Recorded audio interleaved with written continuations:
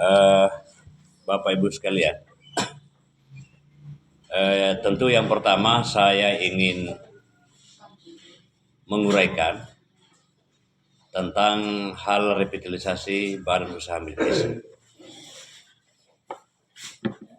Musyawarah desa dalam rangka revitalisasi Badan Usaha Milik Desa ini kita sama-sama laksanakan karena ini adalah tuntutan perubahan regulasi, di mana pada saat terbentuknya Badan Usaha Milik Desa yang ada selama ini itu dibentuk berdasarkan ketentuan yang sudah lama dan itu sudah tidak berlaku lagi. Regulasi yang mengatur tentang BUMDes yang lama itu adalah Peraturan Menteri Desa nomor 3 tahun 2016 sebagai rujukan dari Undang-Undang nomor 6 tahun 2014 sebagaimana telah diubah dengan Undang-Undang nomor 3 tahun 2024 tentang desa. Kemudian karena pemerintah sudah menetapkan aturan yang baru, yaitu Peraturan Menteri Desa nomor 3 tahun 2021 tentang pendaftaran nama, pendaftaran badan hukum, pengembangan, pemeringkatan, dan tata cara pelaksanaan barang dan jasa oleh Badan Usaha Milik Desa. Regulasi ini merupakan turunan dari Peraturan Pemerintah nomor 11 tahun 2021 tentang BUMDes yang juga bagian dari amanat Undang-Undang Cipta Kerja, Undang-Undang nomor 3 tahun 2021 junto Peraturan Pengganti Undang-Undang nomor 1 tahun 2021 tentang Cipta Kerja. Ya. Bapak Ibu sekalian yang saya hormati, mengapa kita harus melakukan revitalisasi? Karena memang ini tuntutan bahwa dalam ketentuan salah satu pasal dalam Undang-Undang Cipta Kerja dan Peraturan Pemerintah nomor 11 itu telah tegas menyatakan bahwa paling lambat 2 tahun setelah ditetapkan Peraturan Pemerintah nomor 11 itu, semua badan usaha milik desa itu sudah harus melakukan penyesuaian. Penyesuaian itu yang dimaksud adalah pertama soal mekanisme. Mekanisme yang diatur dalam ketentuan yang sebelumnya bahwa BUMDes itu hanya ditunjuk dengan surat keputusan kepala desa.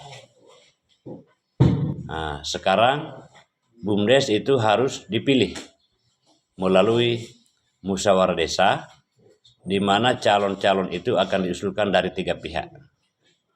Ada calon yang diajukan oleh kepala desa, ada calon yang diajukan oleh BPD, dan ada calon yang akan diajukan oleh masyarakat. Mereka yang dipilih itu adalah 4 hal. Pertama pengawas, kemudian direktur, dan yang ketiga dan keempat itu adalah sekretaris dan bendahara BUMDes. Perubahan yang lain itu adalah soal nomenklatur. Penamaan dari pengelola BUMDes ini, Bapak Ibu, ini sudah berubah. Kalau dulu itu pengelola BUMDes kita sering memanggilnya ketua BUMDes. Ya. Sekarang ini kita memanggilnya dan memberikan nama direktur. Ya. Direktur BUMDes. Sementara sekretaris dan bendahara itu tetap tidak ada perubahan, ya. Tidak ada perubahan. Yang berubah itu hanya direktur, di mana direktur itu dipilih dan dalam forum musyawarah desa. Ya. Itu yang berubah.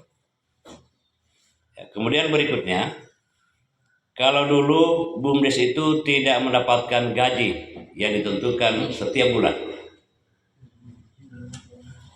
Nah, sekarang ini BUMDes sudah harus mulai dari pengawas, penasehat, direktur, sekretaris, dan bendahara itu harus diberikan penghasilan. Dia harus mendapatkan gaji setiap bulan. Ya.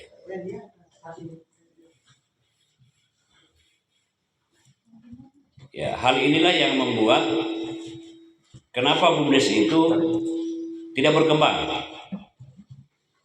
Karena logikanya begini, bagaimana mungkin sebuah perusahaan bisa berjalan dengan baik dan berkembang kalau seluruh karyawannya itu tidak mendapatkan tunjangan?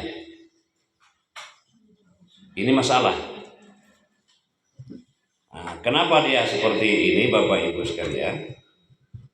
Karena ini adalah akibat dari adanya regulasi yang tidak menegaskan. Nah, sekarang ini sudah ada regulasinya. Jadi setelah kita bermusyawarah desa hari ini, peraturan desa sudah ditetapkan, badan hukumnya BUMDes sudah selesai, maka semua pengurus itu akan diberikan gaji dari BUMDes. Sehingga harapan kita mereka akan konsentrasi untuk mengelola usaha ini. Bapak Ibu sekalian yang saya banggakan, hal-hal lain yang kita akan atur dalam forum musyawarah ini, yaitu yang berkaitan dengan usaha. Usaha ini tentu karena BUMDes ini sudah terdaftar di Kementerian Desa Pembangunan Daerah Tertinggal, maka seluruh usaha yang sudah dibuka dan dijalankan selama ini, mau itu mangkrak atau dia berjalan mulus, itu tetap kita akan akomodir dalam perizinan. Tinggal kita mau lanjutkan nanti, kita akan mencari benang merahnya di mana. Nah, ditambah lagi dengan unit usaha baru yang akan berkaitan dengan program ketahanan pangan desa yang insya Allah kita akan tetapkan pada siang ini juga. Kemudian tentu kita berharap dalam forum yang terhormat ini, Saudara Direktur BUMDes yang lama itu bisa memaparkan sedikit tentang perkembangan usaha. Paling tidak ada gambaran yang disampaikan dalam forum ini, supaya itu menjadi dasar kita untuk menyusun program kerja. Karena bagaimanapun juga program kerja itu harus menggambarkan review perkembangan usaha yang lalu dan yang akan datang kita akan gambarkan. Nah, berikutnya terkait dengan posisi Direktur BUMDes hari ini yang sampai hari ini kita belum merubah namanya, terhadap beberapa pengurus yang masih bersedia untuk menjadi pengelola dalam manajemen, tentu kita kasih kesempatan supaya mereka bisa melakukan langkah-langkah konkret dalam rangka untuk merumuskan kebijakan-kebijakan manajemen. Coba ibu-ibu jangan duluan, perhatikan dulu. Sebentar nanti kita ada diskusi, tidak bisa nyambung. Ya. Nah, oleh karena itu saya tegaskan kembali, jika direktur atau pengelola BUMDes selama ini yang masih aktif dan masih bersedia untuk bergabung, tentu kita melalui forum ini kita akan minta pendapat untuk bisa bertahan, karena saya menyayangkan sekali selama ini para direktur sudah bersusah payah menjalankan usaha tanpa gaji. Giliran ada modal awal, modal BUMDes, penyertaan dari desa dan itu berkembang, tiba-tiba mereka terdepak keluar. Mereka belum pernah mendapatkan apa-apa. Oleh karena itu kita akan beri ruang yang sebesar-besarnya kepada pengelola BUMDes yang masih ada untuk ikut dalam pemilihan ini. Saya selalu mengatakan bahwa akibat dari tidak berkembangnya BUMDes ini ya memang pertama dari regulasinya yang mengatur bahwa tidak mewajibkan bagi kita untuk mengalokasikan anggaran untuk gaji para pengelola. Nah ini kan sudah ada, jadi wajar dong kalau misalnya satu usaha itu tidak berkembang karena karyawannya tidak bisa bekerja. Apalagi di akhir-akhir ini memang sudah tidak ada lagi yang namanya gotong royong di desa, sudah hampir tidak ada. Sudah tidak ada kita bisa menemukan orang-orang desa yang mau bekerja penuh waktu tanpa digaji. Karena ini bicara kepentingan dan bicara kebutuhan. Itu sekilas tentang Badan Usaha Milik Desa. Nah, nanti setelah saya mengakhiri sambutan ini, BPD akan menyampaikan sambutannya sekaligus membuka acara. Kemudian kita akan lanjutkan dengan pleno. Pleno ini kita bagi beberapa tahap. Ada pleno pembahasan rancangan peraturan desa Watu-Watu tentang perubahan peraturan desa Watu-Watu sebelumnya tentang Badan Usaha Milik Desa. Kemudian pleno berikutnya adalah pembahasan rancangan anggaran dasar. Pleno berikutnya adalah pembahasan rancangan peraturan kepala desa tentang anggaran rumah tangga BUMDes. Pleno berikutnya adalah pengesahan, baru kita lakukan pleno keempat itu pemilihan. Jadi kita tetapkan dulu rambu-rambunya, aturannya, baru kita memilih. Setelah itu dilanjutkan dengan pleno kelima, yaitu pembahasan program ketahanan pangan. Kemudian dilanjutkan dengan pleno keenam, yaitu penetapan. Penetapan ini ada dua, penetapan rancangan peraturan desa menjadi peraturan desa oleh BPD dan penetapan program ketahanan pangan tahun 2025 oleh BPD. Nah, kemudian berikutnya saya akan menguraikan terkait dengan agenda kita yang kedua berkaitan dengan musyawarah desa penetapan ketahanan pangan, bahwa sejatinya musyawarah desa ini kita lakukan di waktu yang berbeda. Tetapi karena mengingat waktu yang sangat terbatas, besok kita sudah memasuki malam pertama puasa Ramadan. Tentu ini kita harus mensiasati sehingga dalam forum ini akan ada dua musyawarah, yaitu musyawarah desa tentang revitalisasi Badan Usaha Milik Desa, dan yang kedua adalah musyawarah desa tentang penetapan ketahanan pangan. Saya ingatkan kepada BPD supaya dokumen ini secara terpisah. Waktunya nanti diatur jam 8 sampai jam 12, itu yang musnis pertama. Kemudian jam 2 sampai dengan berikutnya sampai selesai itu musnis kedua. Nah, nanti kita lanjutkan secara internal. Setelah selesai baru kita lanjutkan dengan musyawarah internal BPD dalam rangka pergantian antar waktu. Saya belum bisa jelaskan di forum ini karena saya belum tahu masalahnya apa. Ya, nanti forum yang berbeda sebentar. Bapak Ibu sekalian yang saya hormati, program ketahanan pangan ini tentu bukan hal yang baru.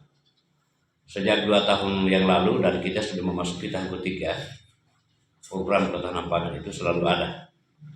Bahkan sudah dipatok dalam peraturan Menteri Keuangan dan peraturan Menteri Desa itu 20%. Tapi apa yang berbeda dengan dulu dan yang sekarang? 2 tahun terakhir ini kita ketahanan pangan itu langsung dikelola oleh pemerintah desa melalui tim pengelola kegiatan yang dibentuk dan ditunjuk oleh kepala desa sebagai tindak lanjut dari lahirnya peraturan desa tentang anggaran pendapatan belanja desa. hari ini kita sudah tidak lagi dikelola dana ketahanan pangan yang 20% itu sudah tidak lagi dikelola oleh pemerintah desa. Tetapi dana 20% minimal itu diserahkan kepada badan usaha milik desa melalui penyertaan modal. Jadi kalau saya dengar tadi penjelasan kepala desa bahwa kita ini berada di angka 200 juta untuk penyertaan modal. Nah, kemudian saya jelaskan secara normatifnya, penetapan ketahanan pangan ini diawali dari SK Kepala Desa. Kepala Desa menunjuk dan mengangkat TPK, tim perencana desa. Kemudian tim perencana desa itu melakukan identifikasi kelompok-kelompok yang ada di desa bersama dengan pendamping desa kalau ada, bersama dengan penyuluh pertanian, penyuluh perikanan dan peternakan untuk melakukan diskusi atau musyawarah kelompok di tingkat dusun. Setelah diputuskan di sana, disepakatilah satu dari beberapa potensi yang ada, misalnya ada beras, ada lahan pertanian, ada lahan untuk bercocok hortikultura, ada untuk perikanan, peternakan, dan sebagainya. Nah, setelah kita menentukan itu tematiknya, maka dibawalah di forum ini, forum seperti ini. Nah, oleh karena kita ini sudah tidak ada lagi waktu di mana kita berada pada masa transisi pemerintahan kabupaten, peralihan dari pejabat bupati sampai dengan bupati terpilih, itu semua berpengaruh terhadap perjalanan kita. Apa pengaruhnya terhadap desa? Sampai hari ini juga kita belum mendapatkan peraturan bupati tentang petunjuk penggunaan dana desa. Itu juga dampaknya karena masih menunggu Pak Bupati kembali dari kegiatan retreat di Magelang.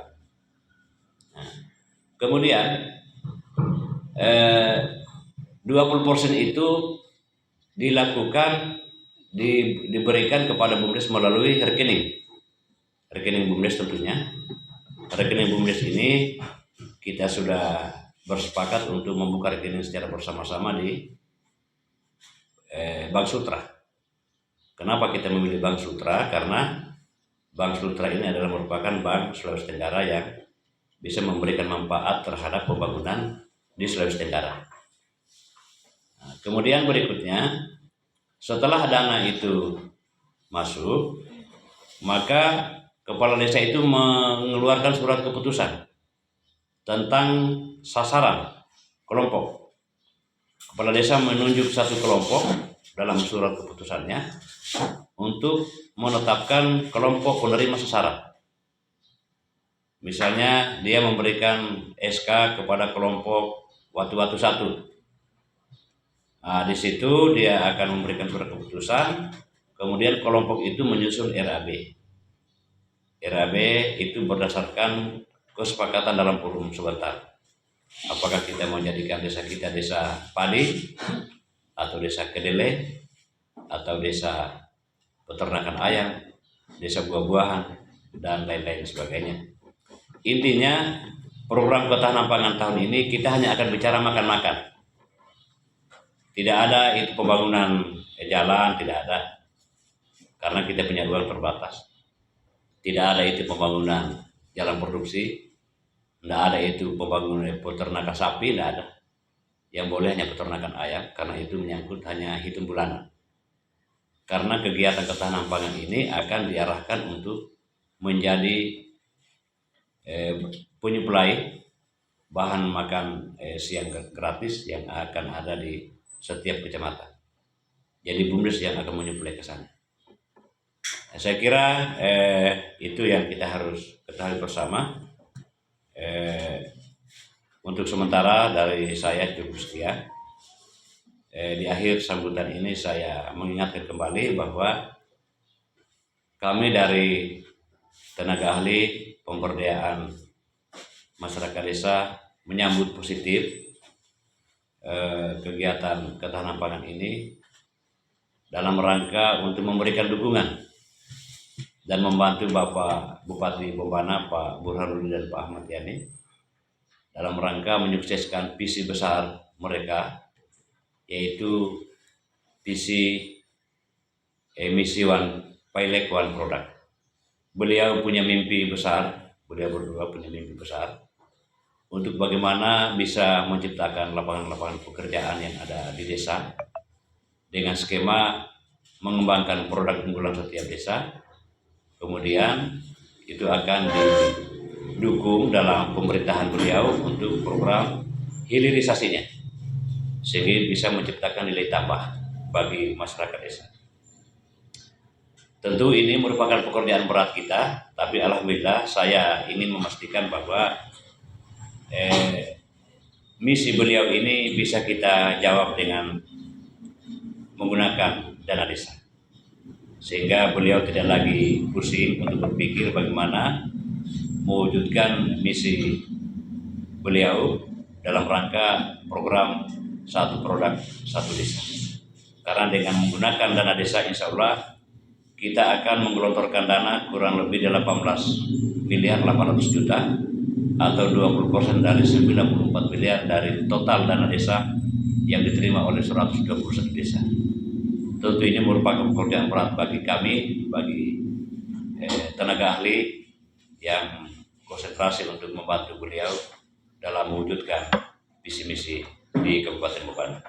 Saya kira itu, terima kasih. Wassalamualaikum warahmatullahi wabarakatuh. Waalaikumsalam warahmatullahi wabarakatuh.